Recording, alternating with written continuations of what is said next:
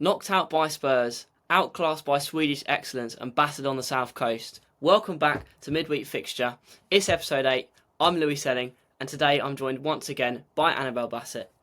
As you know, Annabel is a huge City fan, so it only felt right to get her back on today to discuss today's topic. That is, of course, Manchester City. What's gone wrong for them, what happened against Spurs, and what needs to happen looking ahead. It's a big episode that I didn't think I'd be making at the start of the season, so sit back, relax, and enjoy an emotion-filled chat. So welcome back, Annabel. I only saw you about 3 days ago, but how are you today? I'm good, thank you, Louis. Yeah, not too bad. Obviously, on the football front, it's not going great. I've been at quite a lot of the games recently that we've lost. Out of the 5 in a row, I've been to 3 of them, so it's not great. But no, I'm happy to come on here and discuss it because, like you said, I don't think we ever thought we'd be discussing it, but it's a big thing to talk about. And of course, it's exciting for a neutral at the moment because the league is so open.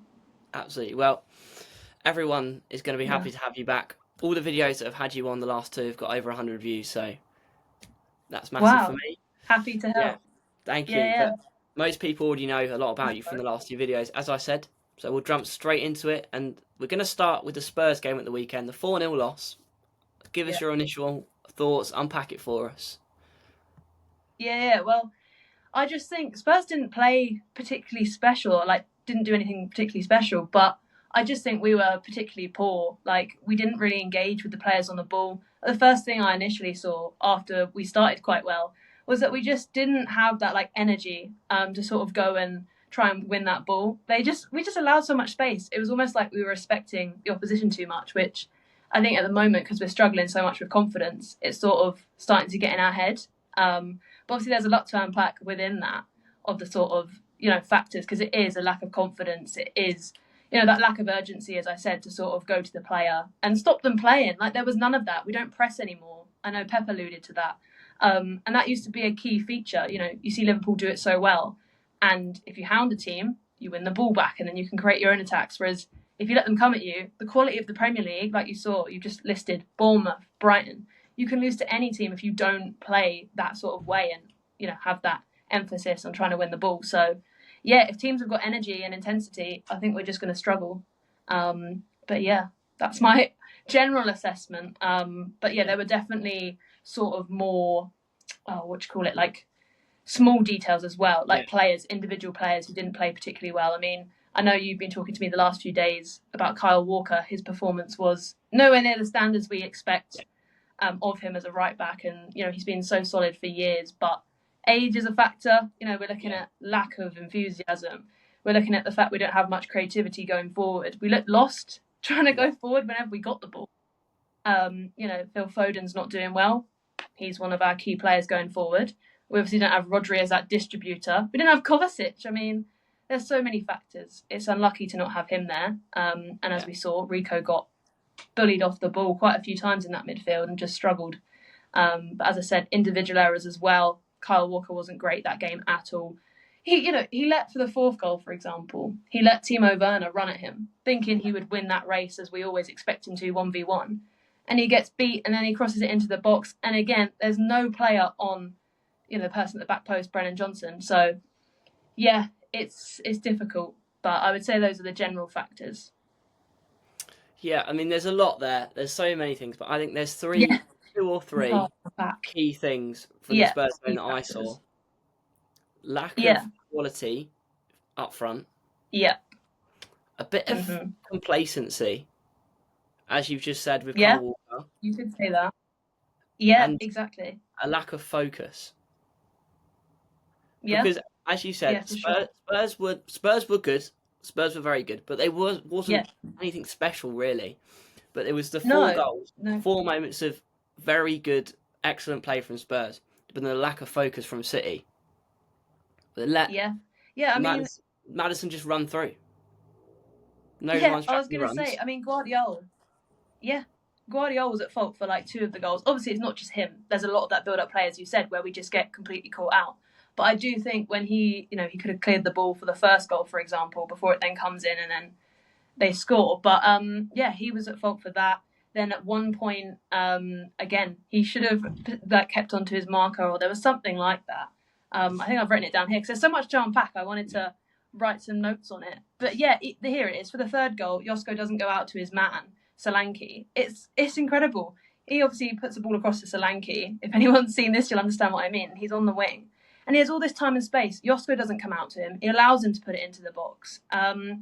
Yeah, and it's just very annoying. And even then, Pedro Porro isn't covered by Gundogan. Gundogan's way too late to, stop him getting that shot. And he just, hits it with his laces. And it's an emphatic finish, but it's like, these are things we can stop. And we don't, we're not used to seeing that. So it is a shame. And like you said, I think it is sort of that lack of control and focus. But it is a real shame that our players are sort of, you're seeing the impact of age. Obviously, not with Josko, he's super young. But I think the inconsistency in lineups doesn't help players play to their strength. Like every week, we're playing a different lineup because of the injuries we have. Players come back and we're immediately demanding that they play and, put in a solid shift when you've been out for however long with an injury. So, it's a mix of injuries, fatigue, and obviously we are lacking that creativity, like you said. And when we get forward, we're not clinical. Haaland sees a chance, and he puts it over the bar. And I think that just shows that we're not a well-oiled team at the moment. When he gets a chance, he's not used to putting them in the net because he's having a bit of a drought. So, and I think we rely on him too much anyway. I think we need more creative outlets. But Savinho did nothing against Spurs at all, I wouldn't say, which was a rarity for him. Usually I think he's quite, dynamic. He was good against Brighton, arguably one of our best players going forward. But I think against Tottenham, he didn't have a look in. Obviously, Doku we couldn't bring on. I would love to have seen him sort of inject some pace into that game. But we just really struggled. Gundogan is a shell of himself, unfortunately. Yeah. I think age could be catching up with him. So it's just difficult. And, Haaland doesn't get a look in. And then when he does, you expect him to score. But it's not that simple when, you haven't got that service all of the time. I think that was the big thing. You had, I think you had over 20 shots. Yeah. I think we spoke about this. Yeah, this is what Pep on target. What, half at best? Yeah, it was maybe I thought we said 6, but it was probably more in the end. But not great. And it was easy chances as well that maybe not easy, but for Haaland's quality, putting it over the bar from 6, 7, 8 yards, at least hit the target. Yeah. Yeah, and that is a difference maker. I think I was just listening to Pep earlier and he said, he doesn't believe what I'm saying and what a lot of people are saying, which is we're relying solely on Haaland. He said any team would rely solely on Haaland. He said Norway rely on him. But there is, in a City side, normally a few players who are providing those goals and those assists. I mean, I watched very recently the new documentary City have brought out, looking back on last season when we obviously won that 4th Premier League in a row. And the amount of goals that Phil contributed to, even Rodri scoring, key goals in games. He scored on the last day at West Ham. Phil obviously did as well. Against West Ham, not at West Ham. But they were so vital. And I think we don't have that this season. As I said, Phil, I don't know what's going on with him, but he's not playing well. And as I said, you haven't got Rodri anymore. And all of these outlets were so important. So if Pep doesn't say we're relying on Haaland, fair enough. But I do think we definitely are having to overcompensate because of our lack of creativity in other areas. So it is tough. It really is. See, I don't think you were that bad against Spurs, really. I just think Spurs had 4 moments of unbelievable play. You had 4 moments of concentration, but you should have been 2 up in the first 10 minutes. Easily should have been 2 up. This is the thing. It's the way games go, and I think City need to learn that. Is we always go 1-0 down, and even before that, we have a chance and we don't take it. And I've said for years, it's the most frustrating thing is we get abundance of chances. We create so much, and then we never are clinical. And then a team will get 1 chance and they'll score. And it's just that thing. I think teams know you have to be clinical against City. Whereas, as you alluded to, perhaps there is a bit of complacency of, we'll create enough chances to score 1. But if you let them keep passing you by, as you said, the game completely changes. Tottenham score. I was completely shocked. And then they get another. And then you're thinking, the game's almost over already. And it's 12, 20 minutes in. Yeah. It really is about picking your moments. And I think that's what, Liverpool have been doing well with obviously coming back against Southampton. And it's something that we need to try and emulate if we're going to try and get back to our former selves. But the chances missed stat is not... I don't really like that stat when you compare a team like City to a team like, for example, who's a team that's like Wolves, for example. City are always going to miss more because they create more. Yeah. That's going to be that is a very true stat. You're going to miss more because you create more, whereas Wolves are going to miss less, but they create less. But they'll probably score less, and you'll score more. Yeah, I think it definitely is to do with that, because otherwise, you'd see City score 10 goals. And I always said to my dad, there's that capability there. But as you said, the probability of us scoring every chance isn't, it's not going to happen. That doesn't happen. So as you said, teams who have less opportunities, they'll score those, whereas us getting so many, you won't score as much. And that's just the way games go. But it's something we definitely need to work on, is that clinical edge. But as I said, it comes with, consistent performances and consistent lineups. We've got so many different players, and you see it with the fourth goal. I mean, Grealish comes on, he tries to pass the ball to Akanji. There's that miscommunication there of how we like to receive the ball, because each player doesn't really know each other, perhaps as well as you would if you were playing consistently. So yeah, he passes the ball not really to Akanji, not really to, I think it was Walker on his right side. And then Akanji doesn't know whether to pick it up or not. They come in and steal it and go down the other end and score. So I think it is that sort of lack of consistency and fluidity within the team that is, as you said, meaning that we just, let teams get the ball and struggle with our chances as well going forward. I mean, we've alluded to it already. There's a lot of things that are impacting City at the moment: confidence, age, complacency. Yeah, sure. So, what do you think has gone wrong? This is probably going to be quite a long segment because there's a lot of things. But start with what do you think the main things are that have gone wrong? Yeah, well, obviously we just looked there at the Spurs game with particular players like Rico struggling in midfield, and you've got Walker who didn't do great, and Guardiola making mistakes. And as we said, they come under this more bigger umbrella of what's going wrong consistently is sort of that lack of urgency, as we were alluding to. I don't know if it's complacency. Pep has said it's definitely not desire. Like, I will never question my players for the desire they have, but it is difficult when urgency almost sounds like desire. They're so intertwined, because if you're not urgent about winning that ball, like when Akanji doesn't go into step and get that ball from Grealish, it's because they're almost hesitant. They're not on the front foot. They're not looking to sort of inject some intensity. And on the other hand, when you look at Bournemouth, when you look at Brighton, when you look at Sporting, all of these teams are playing with such a high intensity. They press, they're aggressive. I mean, Baleba came on and changed the game for you, literally just by going to the person on the ball. Whereas we completely sit back, and I think I see it with a lot of teams where you sit back, give them space, they're going to punish you. What do you expect to do? Keep backing into your own box, and then, you don't want to put in a challenge in the box because then it's a penalty. So I definitely think it is about being more aggressive and on the front foot, and City have been caught out with that numerous times against Spurs. And as I said, with Baleba, with Brighton, he was so important in that. And even as I said, Sporting, Bournemouth, it's that desire, it's that, maybe not desire, but that urgency. So I think that's definitely a big thing. But it comes down to, as we said, like age and fatigue. Players are coming back from injury.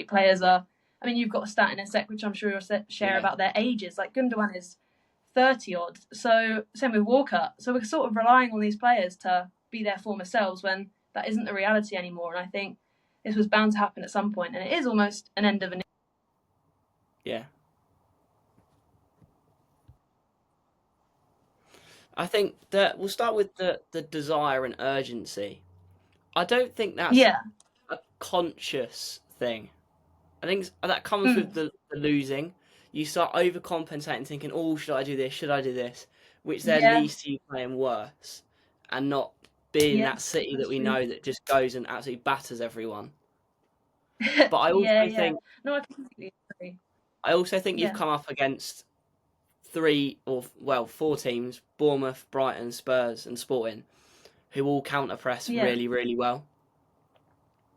Yeah, that is very true. Yeah, I didn't really consider that. You lose the ball, but all of them teams, they press straight away. As soon as they lose the ball, they press. Like Baleba when he come on. He's a DM, but he was pressing you on the edge of the box. Bournemouth pressed really high, which I saw when Brighton played them at the weekend. We know Ange likes Spurs to press, and Amorim with Sporting had them pressing really high. So they're a yard ahead of you. You're a yard off. Mm-hmm. They're going to absolutely batter you when it comes to that. Yeah, it's not helping. And I definitely think that's a good point to raise. That, as a City fan, you're almost blinkered by the perspective from the City side of things. But as you said, if you look at the opposition, it's also what they do. Counter press, as you said, it means that then they win the ball back when they lose it. And that used to be City's favourite thing. That's one of the things I love about this team is their tenacity to win every ball. I used to see us lose the ball. 2 seconds later, you'd have Bernardo and, Kevin, for example, on a player hounding them. And with the quality you've got 2v1, we're going to win that ball back. And I saw that with Tottenham yesterday. On Saturday, they just will go in 2v1. And whenever we go and try and defend, it's not in that sort of same way of a team. And my dad was saying, in a way, we're sort of losing that team identity. It's sort of a team of individuals, which we don't usually associate with City. But everyone's kind of struggling to be a unit, and everyone's sort of doing their own thing, as you said, almost overcompensating because we're so lost on what to do. And we're obviously trying our hardest to try and sort it, but it almost makes it worse. So, yeah, no, I agree. Their press, and it's their intensity. If a team plays with intensity like Liverpool will on next Sunday, yeah, then we're really going to struggle. So it is worrying for sure.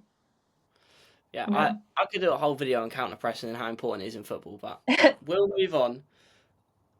We've already spoke about, well, we've mentioned the age thing, and I think that is a big thing, massive thing, but not just the age. I think a lot of people look at the City badge and think it's City. But if you look at your squad, it ain't what City was 2-3 years ago. No, exactly. I think it does come back to age, but yeah, it is. It's not the same. And we've got injuries, As I said, I would have loved Doku to have played against Spurs. I would have loved to have seen Rodri in that midfield, or even Kovacic. But we're missing these players. I mean, Ake only came on for part of the game because he's been out. So it's not the same team. It's not that well-oiled team where we hit that peak when we won the treble. Like, that was the most incredible season ever because Haaland comes in first season and these players are also doing so well. And they just provide him, and he's just clinical. And it was unbelievable. I think that's one of the best football teams you'll ever see in history at their prime. But then you look at now and it's sort of dwindling, and it makes it look worse when you're looking around at the teams and they're all elevating themselves. Like Bournemouth and Brighton are now investing and they're looking better. You've got the teams around us like Liverpool and Arsenal who are so hungry, like we were suggesting. Perhaps City have lost that sort of confidence and urgency. There's an urgency about these teams to win the title, which naturally dwindles with City winning those last 4. So yeah, it all comes together, and as you said, it doesn't look like the team that I'm used to watching, only a year or so ago. So yeah, it definitely has changed. But if you look at your squad as a whole, you've got Gundogan, who's 34, trying to run the midfield with a young Rico Lewis, who I don't believe is a midfielder personally. You've got a 34-year-old Walker, who has lost most of his pace, or quite a lot of it. Yeah. So he's been exposed. Kevin De Bruyne is 33. He's just come back from an injury, so you haven't had that. You've relied on De Bruyne a lot, I think, delivering them balls to Haaland. Haven't had that. Yeah. Ortega is 32. Ederson's 31. Keepers, 31, 32 is not old for a goalkeeper. Kovacic is 30, and he's injured. Stones is 30, and he's starting to pick up more and more injuries. Bernardo Silva is 30. So your whole midfield is either really young or really old. 30 or above. You also have, not just age, you have no backup striker. Yeah, I was going to get onto that for sure. You have no backup CDM. No De Bruyne backup. You got rid of Alvarez. Why did you get rid of Alvarez for? You needed a backup striker. That's what helped Haaland so much last season. And just in general, the team is dead. Energy is not there. There's no youth, anything like that. Give McAtee a chance. Yeah, I mean, I rate McAtee highly. I wish he would have come on against Spurs. I think we just needed something. You bring on the likes of Ake, Grealish and De Bruyne. Yeah, they're great subs, but it's still not that young energy as you were suggesting. And, you talk about Alvarez. I think any City fan in hindsight now would be thinking, why did we sell him? But at the time, and this sounds a bit like almost ludicrous to an extent, but me and my dad were saying, no, we should let him go. He's not the striker we need.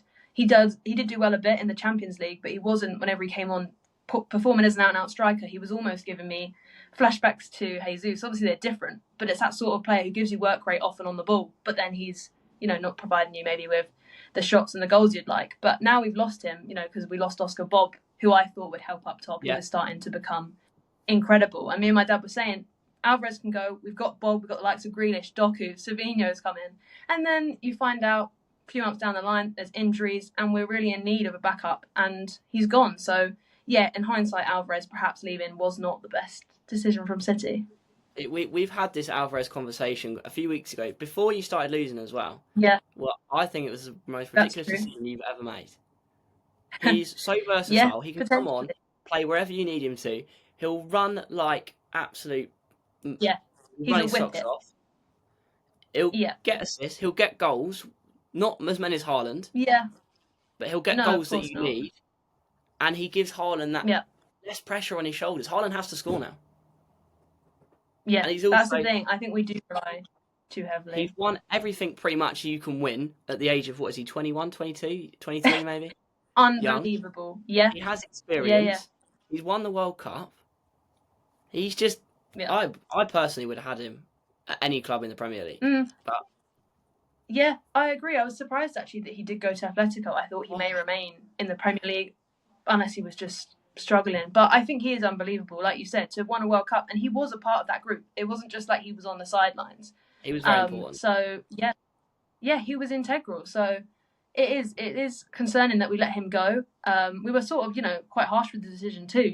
You bring him in thinking he's going to be this star quality, which he is for Argentina and was for River Plate, and then we just let him go. So potentially that is one of the biggest decisions we've had to make as a club. But you see with Cole Palmer, we are ruthless. If a player wants to go or whatever the situation is, we're happy to let them go.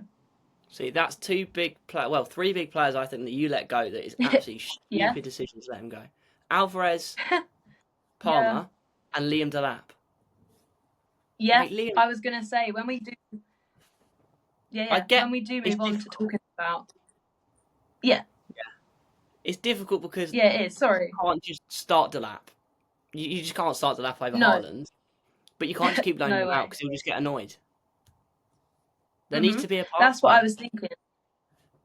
Yeah, I think that's what we were trying to do, and I think Pep said, if Cole Palmer, be patient. Palmer was saying, I want to be a main man. I want to play more.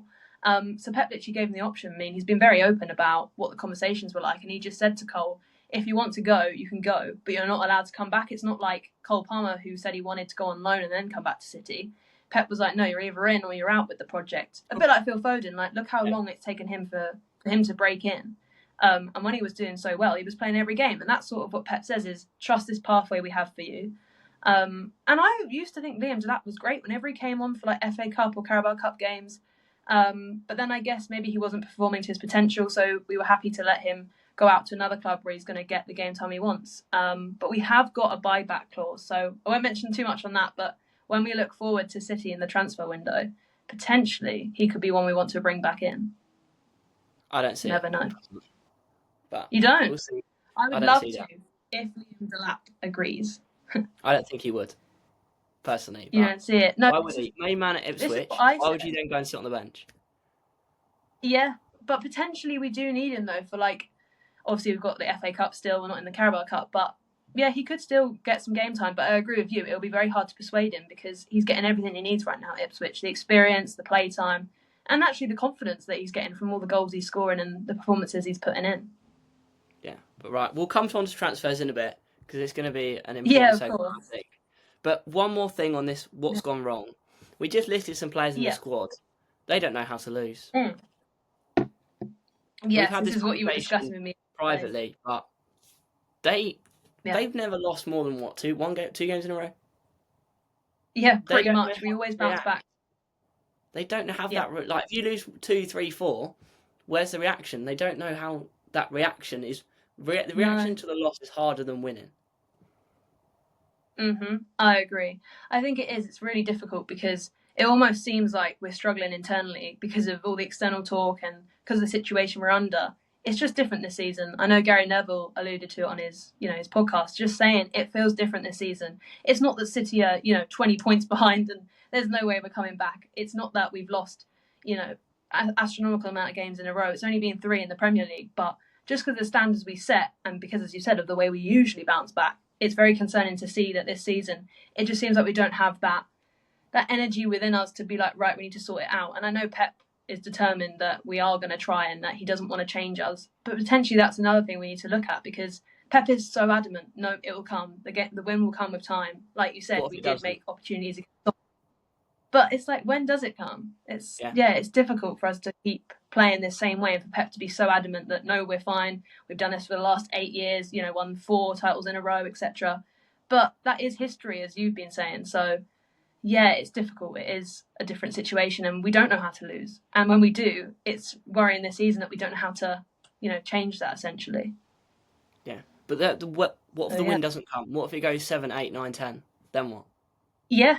I know, that's what I'm saying. I feel like, even again, if we go back to Gary Neville as one of the main, pundits who discusses sort of the Premier League title race on a weekly basis, he was saying, if we don't manage to sort it, then we're out. But also, if we manage to hold on, potentially things could turn in our favour. You know, if we get Bob back in like January, we've got Kevin back now.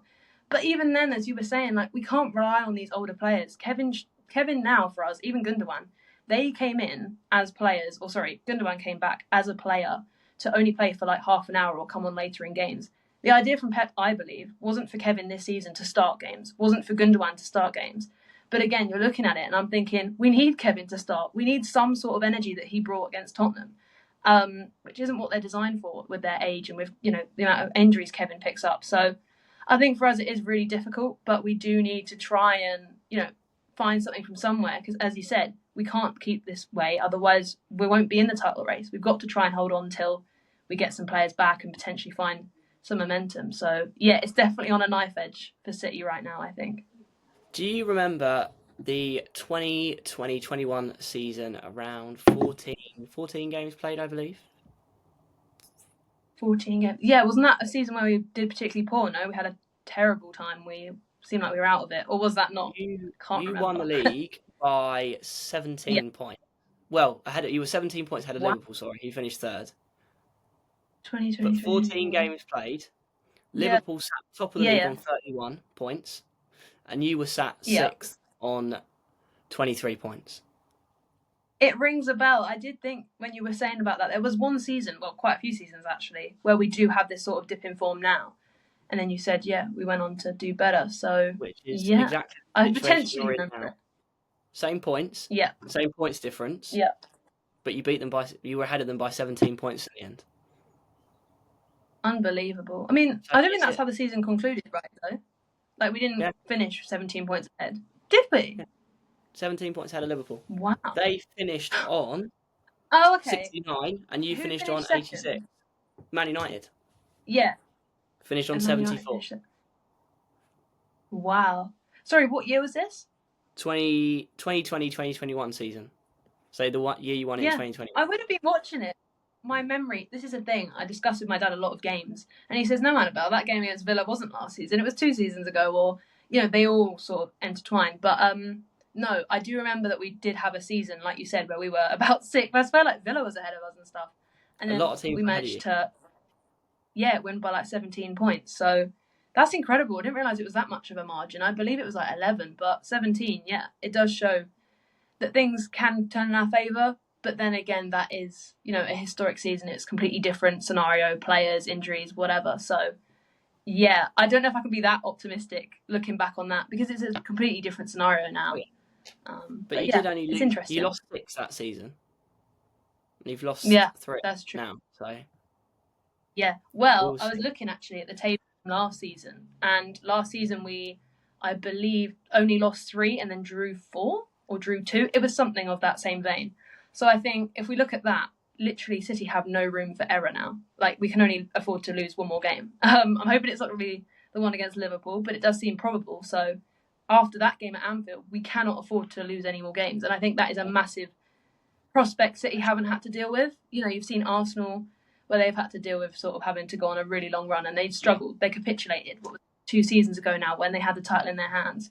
And I think it is because of that extreme pressure. And City haven't had that much pressure, I don't think. The pressure under now is only November compared to other seasons where we've gone on a late run, knowing that we've only got a few months left and we can do that. It's completely different. So it'll be interesting to see if we can respond because that pressure of not being able to lose another game apart from potentially the game at Anfield is horrendous. So, it's difficult for sure. I think it's the opposite. I think you thrive under pressure. You think we'll thrive? You thrive under pressure. See, this is what we've been... At the start of the season, I'd say there was no pressure on you because people just thought, well, Arsenal, Liverpool probably win it. Yeah. Definitely people thought Arsenal win it over City. So there wasn't that pressure to, right, everyone thinks we're going to win it. We need to win it. So you've taken your foot off the gas a little. Yeah, I sort of agree. There's always that talk at the beginning of the season, you know, optimistic Arsenal fans and even pundits. Everyone wants to see someone else win it. Gary Neville has backed Arsenal for the last 3 seasons on the trot. And he keeps going with that because naturally there needs to be a different narrative, you know, for people to keep remaining interested. So I think, I agree. Potentially there wasn't that pressure there. I mean, I don't think Liverpool were being considered, though, at the beginning of the season because Arne Slot had come in and we were thinking this will be a transitionary year.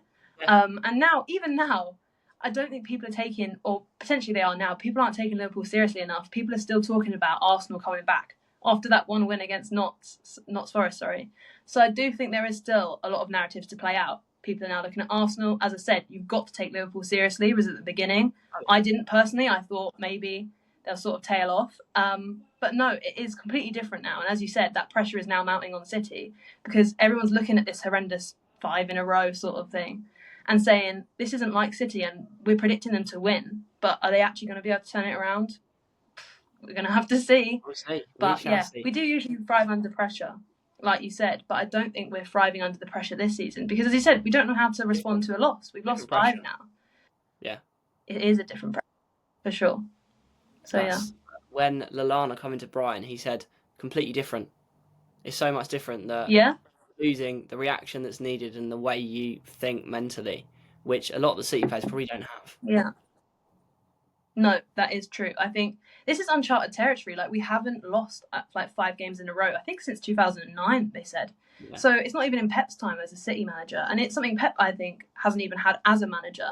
Like we were discussing before this talk, Pep's been at all these top teams where he's not used to this sort of situation, which other teams are very used to. I believe Palace haven't won many games this season. So there are teams around us who are used to that. But City are not. So I definitely think it is different, for sure. But yeah, so we said that was going to be a long section, but maybe even longer section now. What needs to happen to get you out of this? I've called it a rut, but I don't want to call it a rut yet, because 3 in the Prem. I would say it is. But it's like those tweets or posts now on X. Oh, we're in the trenches. Yeah. You're not in the trenches. Look at teams like Wolves that have won 1 game this season. And teams that, like Derby, when they went down with less than double-figure points, I think. Was it 11? Maybe it was 11. I can't exactly remember. That is trenches. Not losing. Yeah. So I don't want to call it a rut yet, but... No. It's true. I think the rut analogy, this sort of trenches analogy, is because of the sort of turmoil and the sort of war we're at that looks ahead as we're trying to get back into the title race. But as you said, it isn't really a trenches situation compared to, as if you do compare it to Wolves and that, because of the fact that we are still second. We're only 8 points behind. I mean, 8 points is big, but it's not, we're not where Arsenal are, who are a point below us. We're not below Brighton, teams like that, like Villa. So I definitely think it's not a trenches situation. Pardon? Very much be below Brighton come Friday. Yeah, this is what I was actually going to say. At the moment, it's okay, but that game against Liverpool is crucial. Genuinely, if we don't get a result there, my dad said it's done. I don't believe that. I believe it's Liverpool to lose, and it's very difficult to see them dropping enough points for us to then come back into it. And even when you consider, Liverpool might lose a game to United in the new year, and they've got Newcastle coming up, they might draw with Newcastle. You're literally hoping for these results, which I don't see coming. And additionally, you've got to hope that City then are completely consistent. You've got to capitalise. And we've never seen that. But you've got to see City literally be perfect. Mm-hmm. If you do lose to Liverpool, that gives them 11-point lead. Yeah. They have wiggle room. Yeah. 11 points is massive. And I definitely think, I don't see like Arsenal as another contender, which, we haven't touched on too much. But I think even with Arsenal, can we see them being perfect enough to go and challenge Liverpool if we don't manage to? I don't see that either. I don't see the consistency. So I definitely think it's Liverpool's to lose if we don't get a result. And I would happily, at this point, as a City fan, take a draw at Anfield because it's a horrendous place to go. We haven't got Kovacic. And the way we played against Spurs, they could completely dominate and score 3 or 4 past us. So it is concerning for sure. Yeah, but what needs to happen to get out of this? We'll start with... Yeah, there you go. On the flip side. And then we'll get on to transfers at the end. Yeah, of course. I think things that need to change. I mean, I don't necessarily think the format, the way we play, needs to change. I mean, as Pep has alluded to, he's not going to change it. So it's almost futile for us to discuss that because that's not going to be the reality in the coming weeks. However, I do think there are some positive signs which we need to sort of lean into in times, as you said, where we've got so much doubt in our mind, which is not, it's not good. But I definitely think for Kevin, for example, he came on and he created, I'd say, more than Gundogan and Bernardo did the entire game. So if we look at, positives going forward, we need to lean into Kevin and sort of the quality he can provide us. My dad said he shouldn't start. We've discussed it on this podcast. He isn't really a starter anymore due to his age and the injuries he has. But even if we bring him on, I definitely think he needs to be there in the games against Liverpool because, he has the eye of a needle pass and he sees things and, produces passes that we wouldn't even, think to attempt. So I think if we can lean into him, that is something that could help us. But aside from that, I just think it's difficult. I mean, I'm just checking my notes now if there's anything I actually wrote because, as I said, we're all at a loss, almost Pep's even at a loss of what sort of needs to change. But I would say a win very much is needed against Feyenoord. That's definitely something I'm looking forward to, is seeing if we can bounce back. I know it's the Champions League, it's not the Premier League, which as a City fan you immediately want to get back into, but it would help. And it is, it's a game that I'd hope that we could win. We're at home, so it'd be nice to get all the fans back at the Etihad, and we need more tenacity. You say the players don't have tenacity. Let's get the fans going. Let's sort of help them out, because it is a very much a give and take relationship with the fans. You need the fans to boost you, and then when the players obviously do something good, you then get boosted as a fan. So I'm hoping we can sort of create a good atmosphere and get that result against Feyenoord, because that confidence is so crucial going into Sunday. Yeah, I think that the atmosphere is a big thing. Look at the second half of when Brighton played City. The players stepped it up. The fans stepped it up. Different game. Exactly. Yeah, I definitely think the atmosphere feeds into it. And, that's what I said about, I think it was Sporting away. When they get that first goal, you're then thinking the atmosphere is going to be rocking here. And if you get that going, it's so hard to break it because everything's against you. So I think for City, we just need the fans to turn up with their voices. I think there's not enough positivity. That's what Pep's saying. We need to keep focused. We need to believe in ourselves because the confidence is low at the moment. Yeah. A win can give so much confidence. Even a couple of goals gives big confidence as well. Yeah, I was hoping for that from Savinho. I mean, he's been so close against Tottenham away and even against Brighton. He was doing well, and I was thinking he just needs his first Premier League goal. He hasn't scored a goal for us yet. And I can't believe that because of the amount of stuff he creates. I just assume he scored, but he hasn't. So I definitely think Savinho needs that for his confidence. Or Foden looked quite good on Saturday. So I'm hoping that, one of them can get a goal because they need that to really boost them. So, as you said, if we can get a goal or two or three, hopefully against Feyenoord, that can help us out for sure. Yeah, you just got to keep chipping away at it and it will come. It has to come. Yeah, that's what Pep's saying. Yeah, that's what Pep's saying. We're not doing particularly anything... Well, we are making a lot of individual errors, but in terms of attacking perspective, we are creating the chances. It's just about hoping they get into the net and things sort of go our way. Do you think the overhanging stuff off the pitch has also had an impact, though? Maybe there's some inside stuff the club know about potential charges, stuff like that has maybe had an impact on the pitch? I don't know. I definitely think, like me and my dad were discussing the fact that Pep hadn't signed a contract extension, that potentially that was in the players' minds of sort of, should we move on? If Pep's leaving this season, we need to be looking at sort of, everything that comes with being a player. If you're comfortable in where you are, like a lot of the players have committed to other contracts because they're happy where they are. That's why Pep's done it. He's got his life sort of and that stability. And I think that could have created some unrest in the team of that, instability of what's going to change. But obviously Pep's now committed and, whether you can say that has helped or not yet with the players, we're yet to see. We lost to Spurs, so people might think, it hasn't helped as much as we'd hope. But I think it has, and it will do. It'll give the players a boost. There's rumours of Rodri contract extension, Haaland. So I think there are things behind the scenes that are going to be positive, not so much negative. So I don't know if there's anything behind the scenes that's affecting us. I mean, Cheeky is going, who's our director of football, who has made some incredible signings throughout the years. He's leaving at the end of the season, so potentially that's why we didn't have as great perhaps a window in the summer, just because he might have been looking ahead, because obviously he's leaving. But we're bringing in a new, football director, so there's a lot of stability around the club, and I think it is just about finding our feet. And as I said, with Pep extending, hopefully in the next few games we'll see that translate on the pitch, that sort of happiness, because there really was a buoyant mood, I'd say, before the Tottenham game, and it was completely sucked out the stadium when they scored the first two.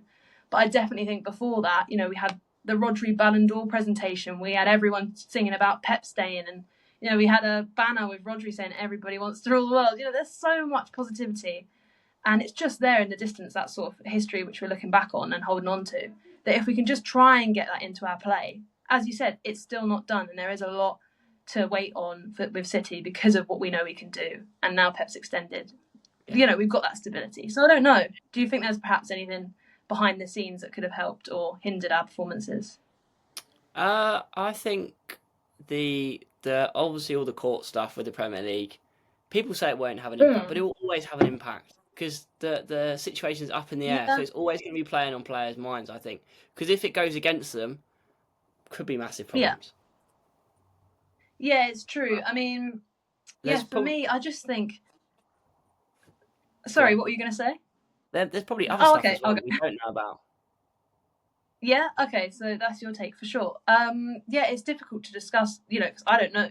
But I do genuinely believe what Pep says and what, you know, our owner says. Khaldoon is brilliant at sort of backing City and backing the team and saying, we're going to be okay, you don't need to worry about it. Like, go out on the pitch as you have done the last 3 seasons. I swear this, you know, this FFP, these 115 charges has been going on for a while. There's been talks about it. I mean, at one point we had to go to the Court of Arbitration for Sport for a sort of legal coming together with UEFA where we almost got banned from the Champions League. So we've had this situation before, and in those seasons we've struggled and we've had this same blip and we've gone on to win. So I definitely think it might not be the charges that's the thing behind the scenes, because yeah, it might play on the players' minds a bit, but Pep will say to them, don't worry, I'm staying. Like, this is the biggest statement that he could have made as manager of Manchester City amidst all this talk of 115, to say I'm staying whether we get relegated or not. And do we believe Pep would really stay if we were relegated? I don't know. So I definitely think that intent from him to sign shows, are we going to be guilty? I doubt we will be proven guilty, especially of 115. That's not going to happen, I don't think. It's a bit of confidence from the club. But as I said to you a few days ago, if you keep taking the Premier League to court and annoying them, if they get something on you, they're going to make the punishment worse.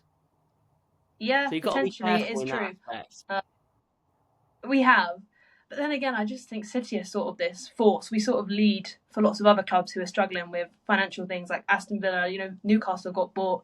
All these teams are sort of being clipped with their wings. Now they're getting money because they're not the traditional teams. I think we're almost a spokesperson for a lot of clubs because we have such a strong, unfortunately it is due to money, but we do have such a strong legal team around us, that legal body of lawyers who I think we almost feel not invincible. Like, obviously there's going to be concern from the club and from the fans, but in general I think there's this feeling from City which is we are going to be okay. And so, like you're saying there, we don't want to annoy the Premier League too much.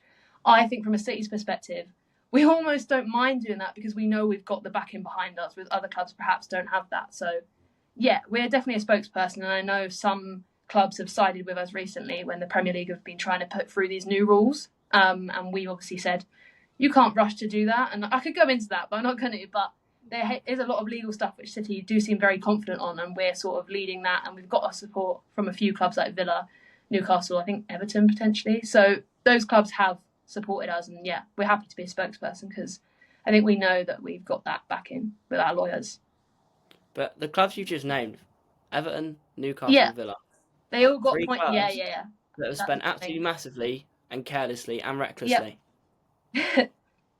Potentially, I just find it difficult. I think as a supporter of a club who has a lot of money, naturally I'm going to think, why can't you spend, obviously not astronomical prices, but why are we being clipped with the amount of money that we can invest into a club? If our owners want to do that, it's not on us to take ownership over Man United's decisions, which is that the Glazers don't really invest in the club properly.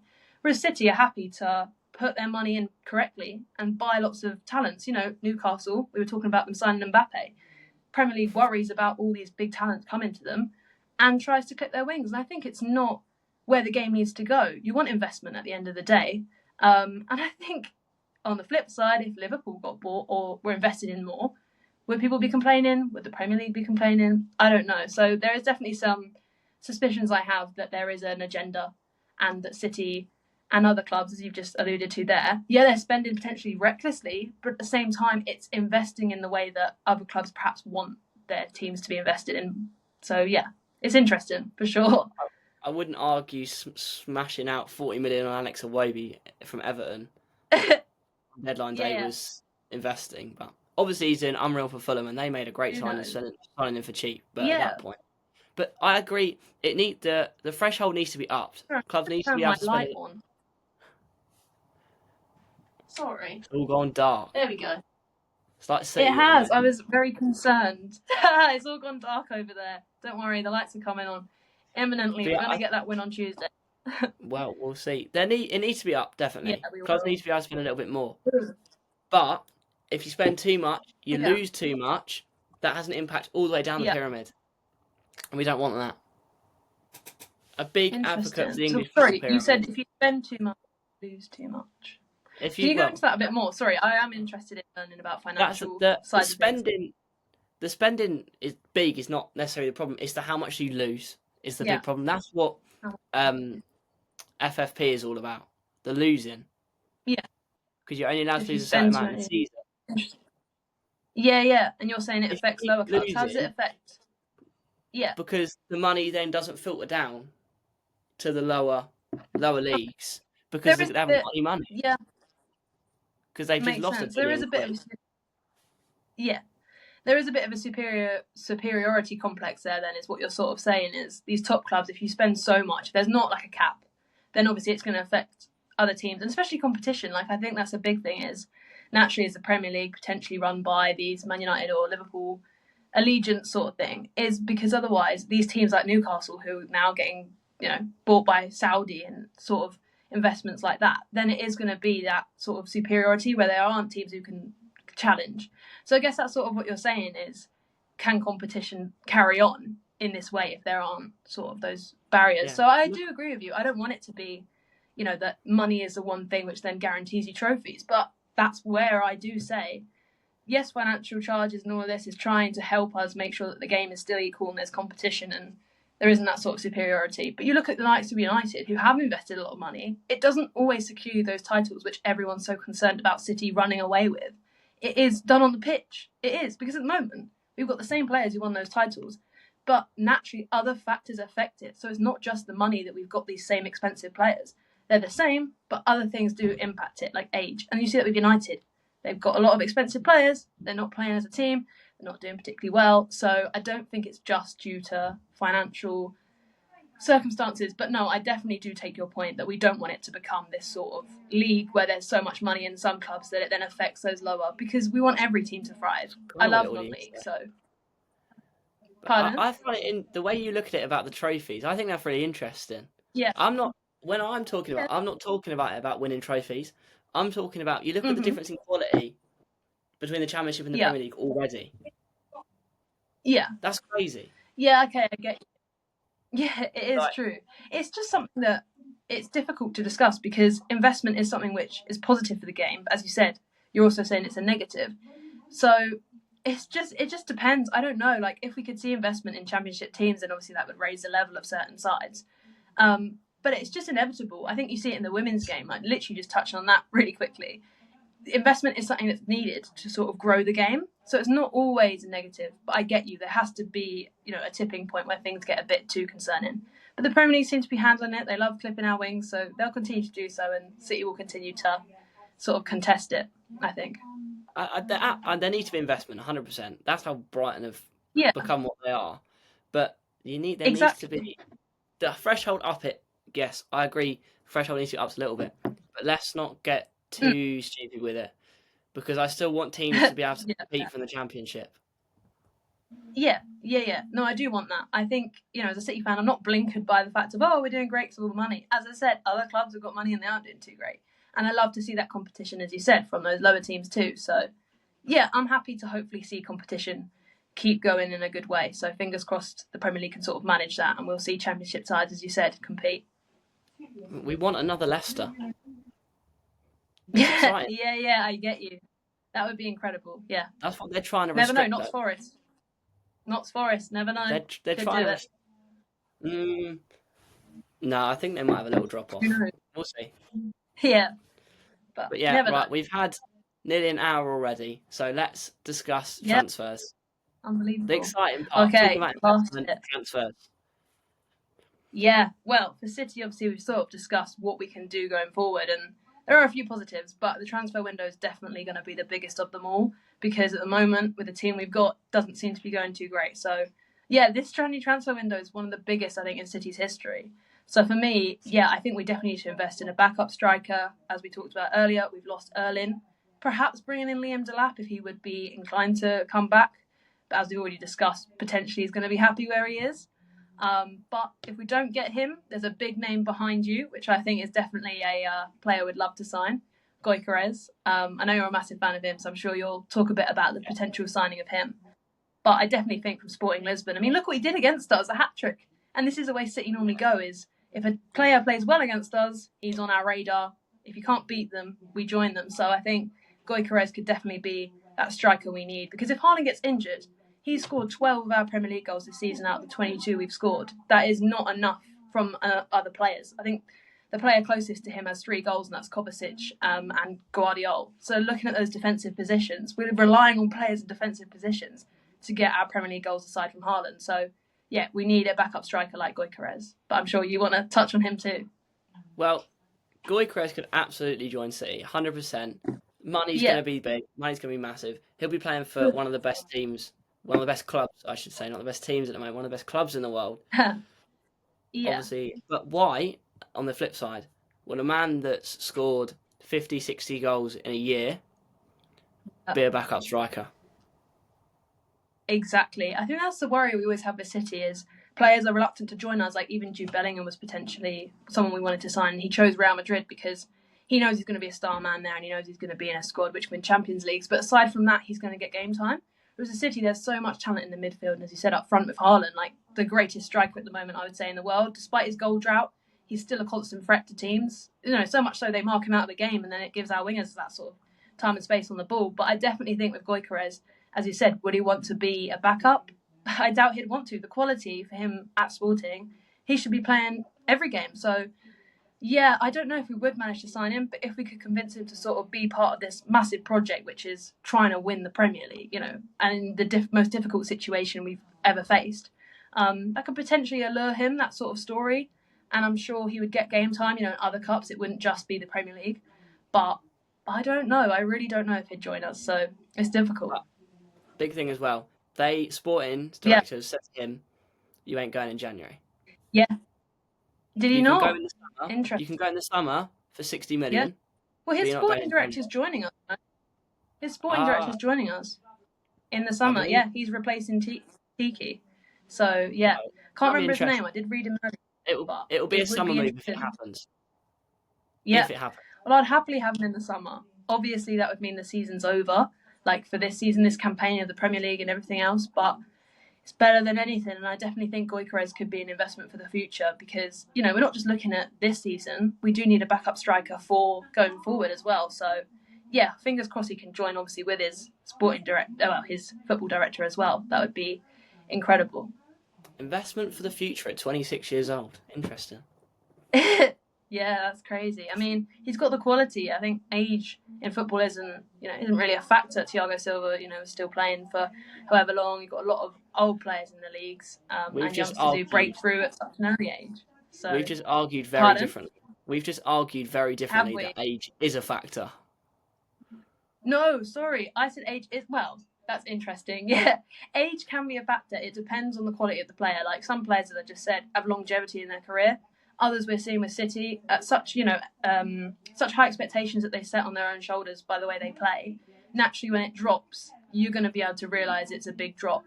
So I definitely think age is a factor. But at the same time, if you're looking at GYOKERES as an investment for the future, even at 26, it's about the quality and when they hit that sort of peak. So if he's at his peak now, we'll happily take him whether he's 22 or 26. Where do you think he ends up as we're on this subject? Ooh, where do I think he ends up? He won't go to United. I can't lie, I haven't really... You think he's going to go to United, sorry? No, I don't think he will. No? Okay. Well, I was just thinking about that, and I definitely think... I mean, as I said, I haven't really looked into where other teams are sort of with him and if they're wanting to buy him as well, but I definitely think he could end up at City. And yeah, I'm going to back it. I'm going to say he will, because why not? Like, it's one of the biggest clubs in the world. We've got Pep now. I think that's a massive allure for players. He's committed to another 2 years. So I definitely think for GYOKERES, he would love to work under Pep. And obviously, as I said, a massive factor is the football director's joining us. So he's going to know, the football director. So there's a lot of things that point towards him joining us. But I'm not sure if Liverpool are interested. I don't really know. Not sure. They're a big name, obviously, at the moment. Wrong league. Wrong league. Wrong league. Okay, let's look further afield. Do you think he would join? I mean, obviously, he's now in the Portuguese league, so... Lewandowski replacement. Would he join? Oh, okay. Interesting. So that is... Lewandowski's still at Bayern, right? Or am I completely wrong? Barca. Barcelona. Yeah, sorry, that's the way around. You went to Bayern to Barca. Apologies. Yeah, so you're saying he could go to La Liga? Yeah. Interesting. Ooh, he would be good. I would like to see that, to be fair. You know when you envisage a player in a shirt? I could never envisage Jude Bellingham in a Man City shirt. He just worked out with Real Madrid. It looked good. So I think if you're envisaging GYOKERES in a City shirt or in a Barcelona shirt, I could see it. Yeah, I could see it. So we'll have to see on that one. But it would be a big miss. He has a really good talent. So we'll have to see what the future holds. But as I said, we do have that sort of piece in our favour that the football director signs players and he's joining us. So who knows? Who knows? One more rogue prediction. If Brighton get Champions League football, we make a move to get him back. Ooh. Can we afford it? I would love to see that. I know you said he used to play for them. Yeah. But I think we try. That's true. Yeah, I'd love to see that. I'd love to see Brighton in that. But can Welbeck perform to the level he is for the rest of this season and next season? Yeah. I don't know. But I'd love to have him back. I think it'd be great. It'd be a great story. No, I definitely think it would be good. I don't know if it will happen because obviously he's already at Sporting. He sort of wants to hit that higher height. I'm not saying Brighton aren't a higher height, my lord. They're 1 point behind City, so hello. But obviously, if we're looking at titles and sort of the history that City have with that, and obviously Barcelona with La Liga, I definitely think he might be more inclined to go to City or Barca. But I'd love to see Brighton challenge for it. As you said, he's been to the club before, and they're doing incredible stuff. And did you? We when he moved from Coventry to Sporting, we had a deal agreed with Coventry apparently, and we spoke to him, and he said, 100% would have come back if I hadn't had an agreement with Sporting already. Oh my! Why did you say that then? If you wanted to come back, well, he picked Sporting over us, which is fair enough. Okay, yeah. So if I hate those last minute transfers. If Sporting hadn't moved, he could have come back. Well, it was close. You never know; it could happen this time. It's a bit like with Jorginho. I think Jorginho, we wanted to sign him, and then something happened with Napoli where they backstabbed us, and he went to Chelsea, and it was something like that. But there is always a bit of animosity there, so that's a shame that it didn't come through. But I'd like to see them challenge for him for sure in the summer. But final. I think there's one more position transfer that we need to talk about. I was going to say one more. I would say obviously CDM is the biggest situation at the moment. You know, we don't have Rodri. Kovacic is out for 3 weeks or so in arguably our biggest time of the season, so it's not ideal. But of course, we have got one big name, Zubimendi from Real Sociedad, who I think would be a great option to sign. I think he'd be willing to join us. I mean, he declined Liverpool right in the summer, so but do you know why he be holding out for us? Do you know why Wasn't it to do with? I don't think it was to do with money. I'm sure Liverpool would have offered him enough. I believe it's more to do with he wanted to stay, right? Just continue with Real. That's his club. Oh, so sorry. Was he a young boy there? I believe so, yeah. Oh, wow, that's nice. I'm almost we don't want to steal him away now. It might be hard to. Story. If you're rejecting Liverpool and the money they've offered. Yeah. Well, we've got more. No, it's fine. I'm only joking. But we have. If it's not about money. Yeah. Heart over head. Exactly. I don't know. Yeah. I mean, I'd love to see him sort of go back. You can almost go back to Real Sociedad once you've had your career with a team where you're going to win those trophies. So I'd love to see him join us, sort of trusting the fact that we have got this great foundation and Pep is there for him. And then he can always, as I said, go back when he's finished his career and had a glittering career, hopefully, with City. But no, I'd love to see him join us. But as you said, it will be difficult to tear him away. But money does sometimes talk. And of course, I would love to see it because he was incredible in that World Cup. Euro final. Yeah. When obviously Rodri went off injured. It was a like-for-like change almost. Yeah. He was seamless, If you can't replace Rodri with, Rodri's replacement from the Euro final, what more can you do? So I definitely think he's our number one man. And fingers crossed he'll feel wanted because he should be. He's Spanish. He plays exactly or similar to Rodri. So I'd love to see that. And we definitely need it. But if Rodri's back up at Spain, Why would he Yeah. want to be a backup at club level? Because as soon as Rodri Interesting. comes I mean, back, he's out of the team. yeah, but Rodri is out for a whole season, so I think within that time, if he was to come in January, he could stake his claim almost to be our new player. And I think we see that with a lot of City players, is where if someone gets injured, someone else challenges that position and they remain in the team. Like at one point, we had someone injured. I don't know if it was when Mahrez was still about, and Grealish came in and he literally proved, I want to be here, I want to play. And he then played for the rest of the season, played in all the big Champions League games. So I would love to see Zubimendi challenge Rodri whilst Rodri is out, because you need that healthy competition. Yeah. Oh yeah, that's the problem you have. So yeah, he could definitely challenge and not just be Rodri's replacement long term. And I would love to see that, because obviously that will also help Spain with their national side of that experience of having them sort of interchangeable. So no, I would love to see it, and we'll have to find out if Zubimendi does decide to come. But I'm pretty sure City fans will welcome with open arms, especially in these sort of desperate times for City. Yeah, it's probably the most likely transfer of the summer, I'd say, in terms of ones that could happen. Is it likely itself? Yeah. Maybe not, but it's one to keep an eye on. It's true. Yeah, for sure. But no, fingers crossed. We'll have to see. But yeah, we've run over an hour already. Really long episode. Really enjoyed chatting. Give us your prediction for City Feyenoord. Well, it's going to be, when the pod comes out, it's going to be yesterday. Ooh. Yeah. For Feyenoord. Okay, so my prediction, even though it's already happened, I'm going to go for... I don't know enough about Feyenoord. Need to do my research on them. But just based off of my confidence for City, I'm going to say 3-1. We finally bounced back. We're going to concede. We always concede, probably first as well. But 3-1's my prediction. Have you got one, or are you going to remain the pundit? I get my one from our chat before this with Ibrahim Osman scoring a hat-trick.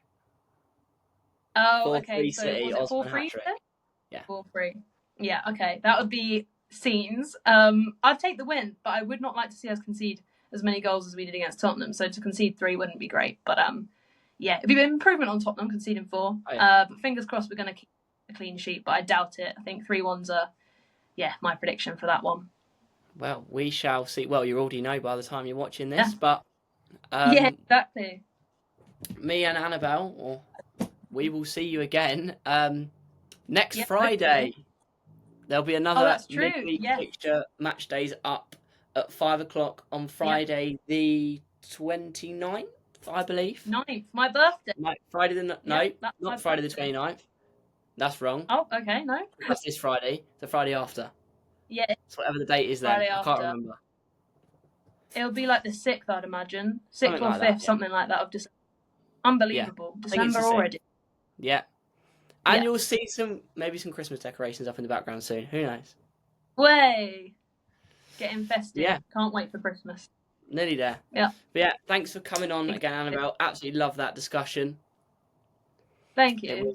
Thank you for having me. It was lovely. You are so welcome. It's a pleasure to talk to you, and everyone in the comments needs to convince Annabel to do a tactical analysis video on this channel. Oh, okay. Yeah. Well, I need to learn, so I'd love to come on. We'll have to see. Make it happen. Everyone needs... If this video gets... How many likes for you to do a tactical analysis video? Ooh. What's our average likes that we're at the moment? And I'll maybe double it or something. The big one from the Lewis vlog was 7.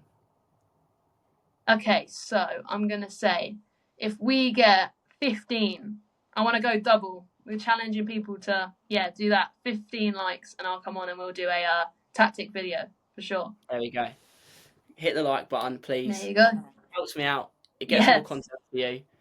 Subscribe. Hope you enjoyed this episode. Exactly. If you did, do all the things that I've told you to do if you'd like to. And I will see you again next week, where I'm probably going to do on my own a tactics video of Fabian Hürzeler. We shall see.